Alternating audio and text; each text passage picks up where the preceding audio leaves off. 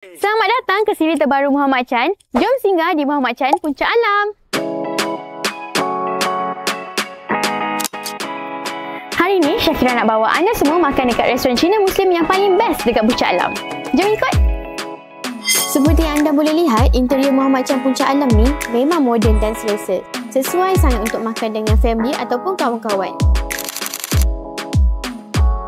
Suasana dalam ni memang tenang, bersih dan staff pun friendly. Ha? Tak order lagi makanan dah sampai? Laju betul servis kat sini.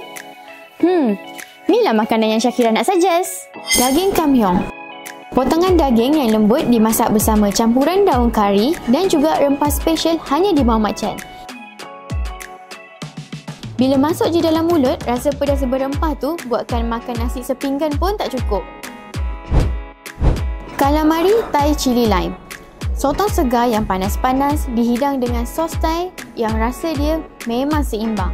Ada rasa masam limau dan juga pedas cili. Kombinasi rasa dia memang kenalah dengan tekak kita. Jus apple asam boy.